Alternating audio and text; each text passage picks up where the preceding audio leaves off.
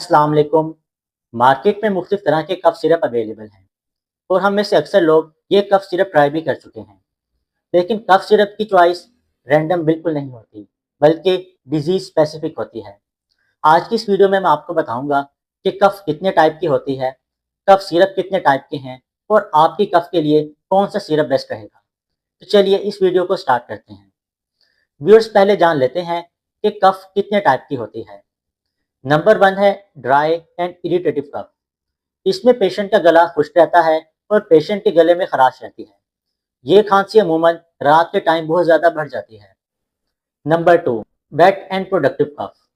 इस कफ में पेशेंट के सीने से खड़खड़ की आवाज़ें आ रही होती हैं और पेशेंट की खांसी में बलगम आती है। ये बलगम वाइट, येलो और ग्रीन किसी भी कलर की हो सकती है, डिपेंड के पेशेंट को कौन सा इन्फेक्शन है। नंबर 3, एलर्जिक कफ। इसमें पेशेंट को खांसी के साथ साथ रनी नोज, स्नीजिंग, इची आइज और पेशेंट के गले में रेशा गिर रहा होता है। नंबर 4 है स्मोकर और लॉन्ग टर्म कफ।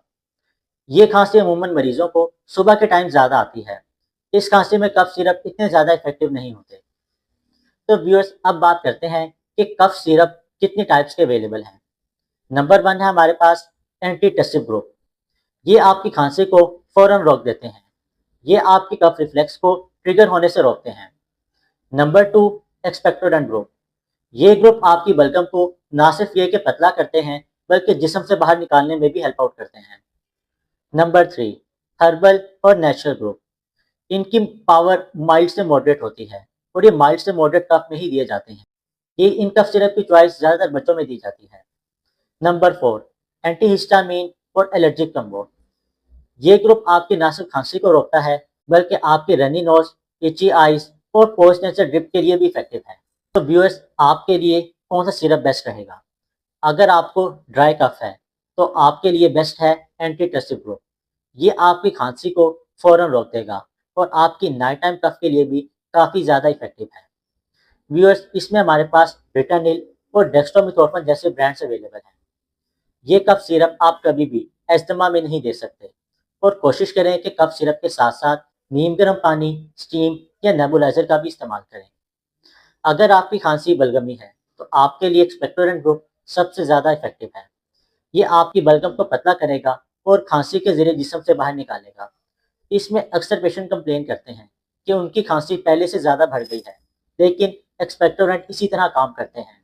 ये खांसी के जरिए ज़्यादा से ज़्यादा बलगम आपके जिस्म से बाहर निकालते हैं।